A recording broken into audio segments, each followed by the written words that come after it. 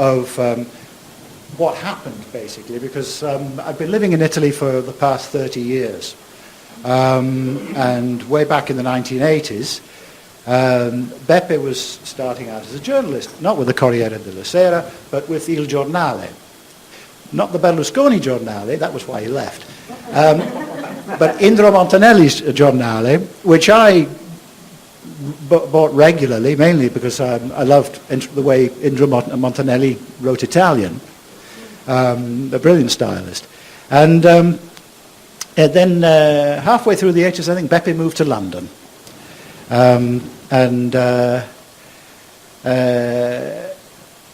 I followed his articles, which he'd also been to Poland and various other places, but I followed his articles because it was a view of Britain that you don't often get in Italy, one that was based on observation rather than prejudice. You could turn that round.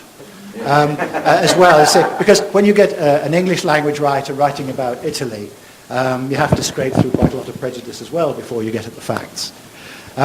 So it's 6 of one and half a dozen of the other there. But Beppe then came back from London and put his thoughts and experiences into a book called Inglesi, which was published in 1990. Early 1990s. Early 1990s. I bought it, read it, and wrote to Beppe, partly to thank him and partly to point out a couple of little mistakes. I tried to get the letter I wrote to him. It's still on my computer.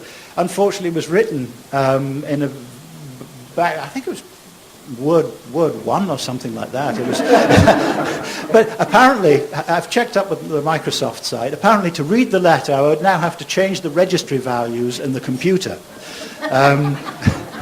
which I'm not about to do. So, if there is a copy of the letter, it's probably either in Beppe's desk somewhere.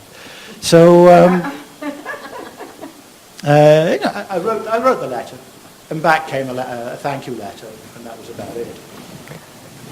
The letter, I have the letter also in digital format, because I was University of Pavia. We invented a system called PAD, Pavia Archivi Digitali, and we worked on the fact that much of the work of writer back in the 80s. Why didn't you send me a copy? Yeah, because I want to hold it. I have to have a copy so I can tell them what actually happened. I mean, it was like it was a Conan Doyle moment. Watson comes up with a solution and tells you how it is. And it's hard. The letter, a couple of mistakes. The letter run, Mr. Severgnini, I'm a reader of yours. I've been reading you in Il Giornale, and I read your book. I enjoyed your book, but let me point out what follows. And there was I have the evidence, Giles. It was 4 or 5 pages. Full of mistakes, imprecisions, sloppiness. I mean, and I was shattered. Please be quiet, now it's my turn.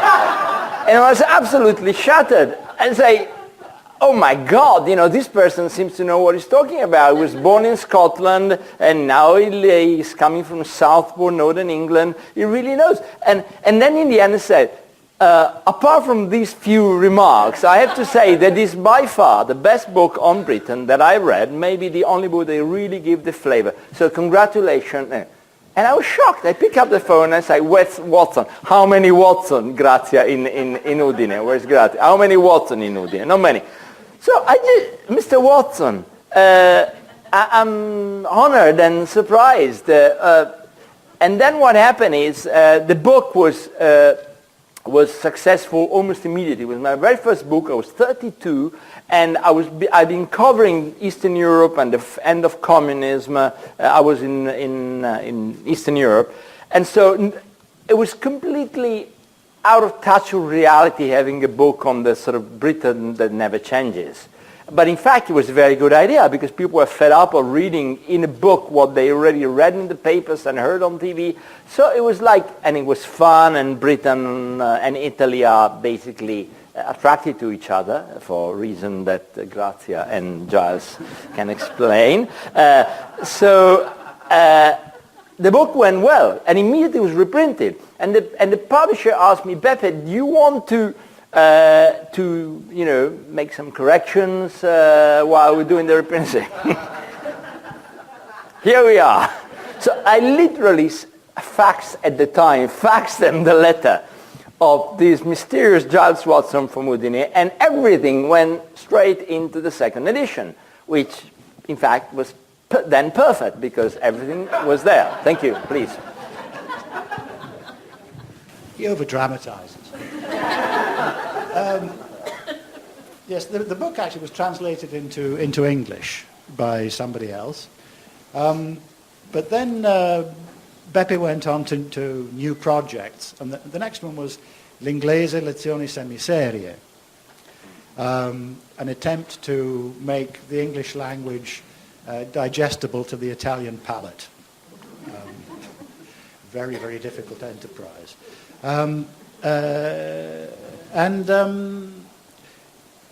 I got another phone call, I think. Was it a phone call or a letter? Then you go ahead, then I'll give my version. All right.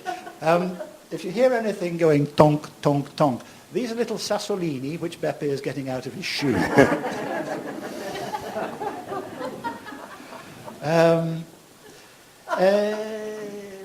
If you're done with the lezioni semiserie, I think so, because we worked together on the book, and it was fun. It was good fun. We got to know each other.